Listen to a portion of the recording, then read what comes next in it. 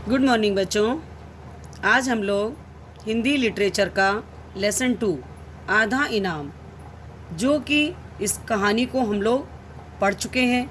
आपको मैंने इसको 3 पार्ट में पढ़ाया था और आपको इसका भाव बताया था। इसमें क्या बताया गया था बच्चों? इसमें बताया गया था कि हमें क्या नहीं करना चाहिए, रिश्वत नहीं लेनी चाहिए और ना ही देनी चाहिए।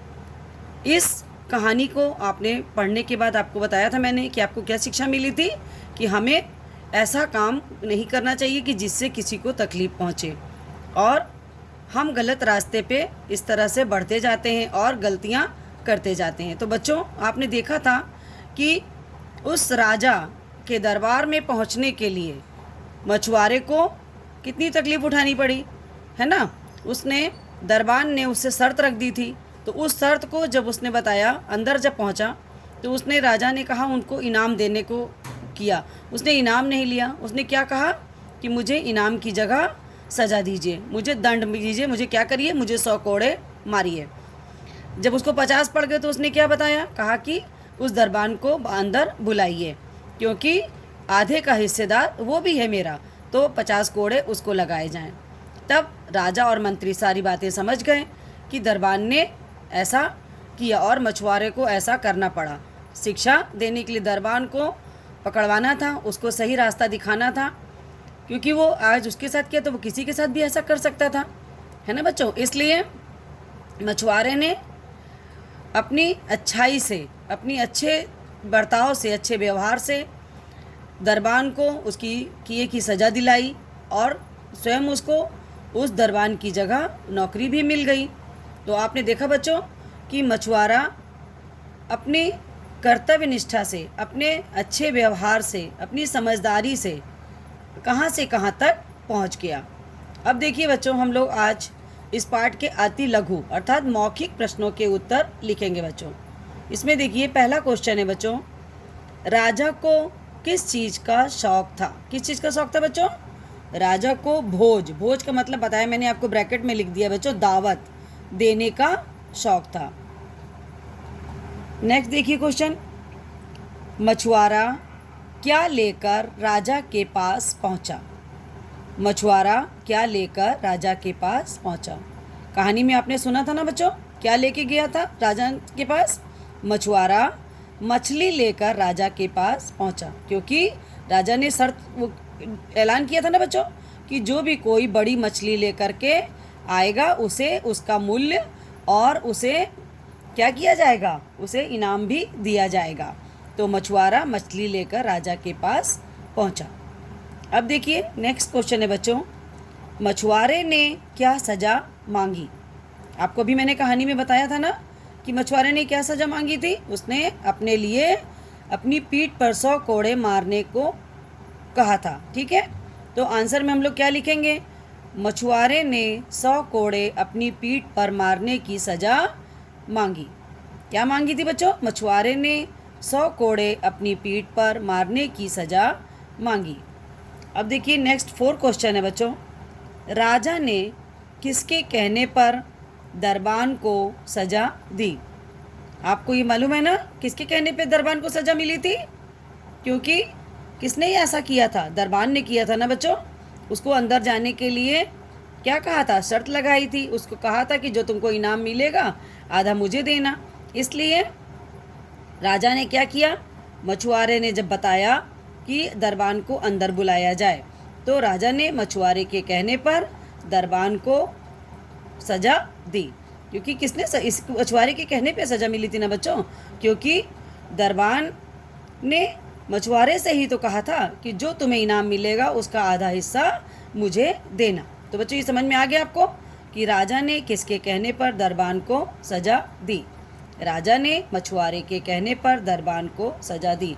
नेक्स्ट क्वेश्चन है बच्चों, लास्ट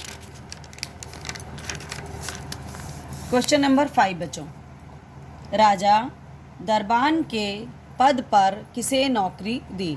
राजा ने किसको दरबान के पद की नौकरी दी थी बच्चों? राजा ने दरबान के पद पर मछुआरे को नौकरी दी। दरबान मैंने आपको बताया था ना, जो द्वार पे रहता है, चौकीदारी करता है। तो राजा ने, पद मैंने होता है बेटा ओहदा, ठीक। तो राजा ने दरबान के पद पर मछुआरे को नौकरी दी। इस तरह से मछुआरे को बच्चों इनाम भी मिला, है ना, और अपनी मछली का मूल्य भी मिल गया, और उसे परमानेंट रहने के लिए उसको एक स्थायी नौकरी भी मिल गई। इस तरह से मछुआरे ने अपने अच्छे बर्ताव से, अपने अच्छे कार्य से अपने आप को, अपनी लाइफ को, अपने जीवन को अच्छा बना लिया। ये तो हो गया बच्चों हमारे अति लघु प्रश्नों के उत्तर। बच्चों आज हम लोग इसमें होमवर्क में लिटरेचर का लेसन 1 का प्रश्नोत्तर याद करने हैं, ठीक है। कल हम लोगों ने शब्दार्थ कहा था याद करने के लिए, आज है प्रश्नोत्तर याद करने हैं। अब देखिए संस्कृत।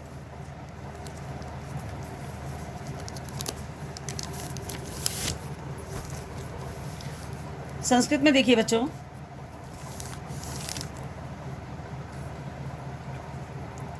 लेसन 2 दीपावली। आपने दीपावली पे पूरा लेसन पढ़ चुके हो। उसमें था कि दीपावली भारतवर्ष में एक अनेकों त्यौहार मनाए जाते हैं, उसमें दीपावली भी प्रमुख त्यौहार है ना बच्चों। उस दीपावली त्यौहार को मनाते हुए आपने देखा था, मैंने आपको दिखाई थी पिक्चर, ये देखिए पिक्चर में दीपावली मनाई जा रही है ना। तो भारतवर्ष में दीपावली बहुत ही उत्सव की तरह से मनाई जाती है बच्चों, बहुत अच्छी तरह से ये त्यौहार मनाया जाता है। ये कार्तिक मास की अमावस्या की तिथि को होता है बच्चों। आपको पता ही है कि रामचंद्र जी जब लंका पर राजा रावण को मार करके और अब लक्ष्मण और सीता के साथ अयोध्या वापस आए थे, उस दिन लोगों ने उनके स्वागत में जो दीप जलाए थे, उसी दिन से दीपावली मनाई जाती है। इस दिन आपको पता ही है, लोग अपने अपने घरों में सफाई करते हैं, नए वस्त्र पहनते हैं, दीप जलाते हैं, शाम को रात में लक्ष्मी की पूजा करते हैं, मिठाई खाते हैं, है ना, और अभिनंदन पत्र भेजते हैं और हर्ष करते हैं। इन सब चीज़ों की अच्छाई के साथ साथ इस त्यौहार में एक बुराई भी थी बच्चों, वो भी मैंने कल आपको बताई थी कि इस महोत्सव में एक दोष भी होता है कि बहुत से लोग इसमें क्या करते हैं, जुए का खेल खेलते हैं, जो कि बहुत ही अनर्थकारी होता है। और बहुत से लोग विस्फोटक पदार्थ मतलब पटाखे जलाते हैं और फुलझड़ियाँ जलाते हैं। इससे क्या होता है बच्चों, वायु और ध्वनि का प्रदूषण होता है, और प्रदूषण आपको पता ही है बच्चों कि जीवन के लिए बहुत हानिकारक होता है। तो आपने देखा बच्चों दीपावली पार्ट में आपको दीपावली क्यों मनाई जाती है, उसमें क्या मनाया जाता है, क्या किया जाता है और उसका क्या दोष है, वो पूरा लेसन आपने पढ़ा। अब आप इसको अच्छी तरह से पढ़िएगा और समझिएगा। इनके शब्दार्थ आप हमारे कंप्लीट हो चुके हैं बच्चों, इनको भी साथ साथ में लिख के याद करिएगा। आज हम लोग अभ्यास कार्य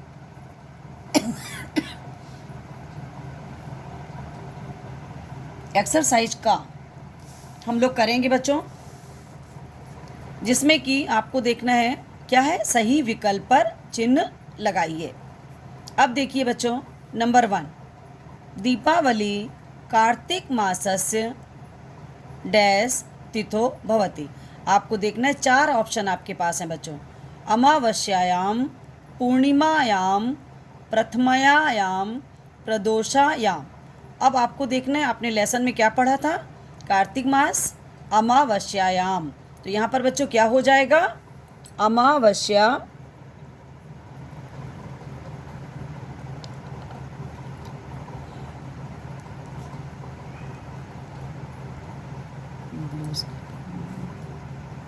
अमावस्यायाम, तो आपका ये हो गया राइट। तो यहाँ पर क्या कर देंगे, राइट लगा देंगे। अब देखिए सेकंड है बच्चों, अस्मिन् दिवसे रावणस्य वधं कृत्वा का प्रत्यागच्छत्। क्या कह रहे हैं, अस्मिन् दिवसे रावणस्य वधं कृत्वा का प्रत्यागच्छत्। तो बच्चों क्या था, लक्ष्मण, रामचंद्र, सीता, एषु कोऽपि न।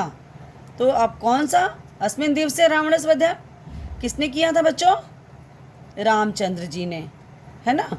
तो यहाँ पे हम लोग टिक लगा देंगे। फिर देखिए अस्मिन् उत्सवे किम दोषा अस्ति।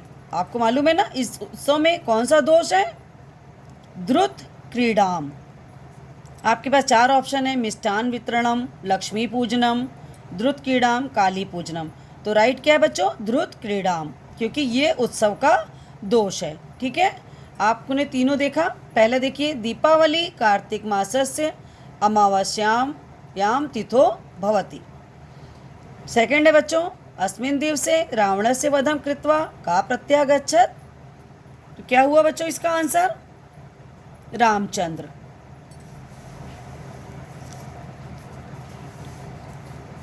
अस्मिन् उत्सवे किम दोषः अस्ति, धृत क्रीडाम। ये तो हो गया बच्चों आपका सही विकल्प। ठीक है बच्चों, इसको आप अपनी कॉपी पर कर लेंगे। और होमवर्क में बच्चों लेसन 1 का अभी आपने शब्दार्थ याद किया होगा। इसके बाद आप लोग एक्सरसाइज का और खा मैंने कॉपी पे आपको करा चुके हैं, उसको याद करिएगा। धन्यवाद बच्चों।